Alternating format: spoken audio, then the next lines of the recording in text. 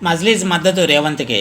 ప్రభుత్వ మనుగడపై పదే పదే ఆరోపణలు చేస్తున్న వారికి సీఎం రేవంత్ రెడ్డి మాటలతోనే కాదు చేతలతోనూ కౌంటర్ ఇస్తున్నారు.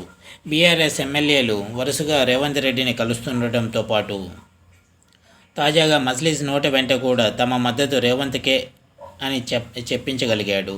పాత బస్తీలో పలు అభివృద్ధి పనులకు శంకుస్థాపన చేసిన రేవంత్ రెడ్డితో పాటు అసదుద్దీన్ ఓవైసీ పాల్గొన్నారు.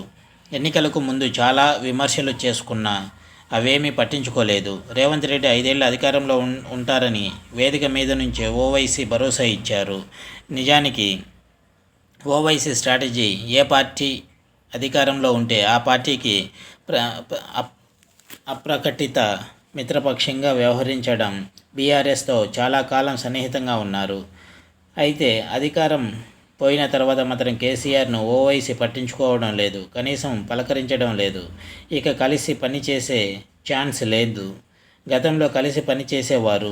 కేసీఆర్ జాతీయ రాజకీయాల ప్రయత్నాలకు ఓవైసీ తన వంతు సాయం చేశారు. కానీ ఆయన పార్టీతో పొత్తులు పెట్టుకోలేదు. అంతా తెర వెనుక సాయమే.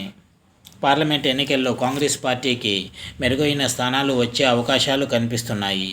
14 స్థానాలు వస్తాయని రేవంత్ నమ్మకంగా ఉన్నారు. అన్ని సీట్లు వస్తే ఆయన ఖచ్చితంగా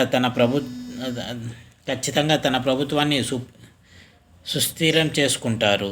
10 సీట్లు వచ్చినా విశ్వరూపం చూపిస్తారు. లోక్సభ ఎన్నికల్లో ఎంపీ సీట్లు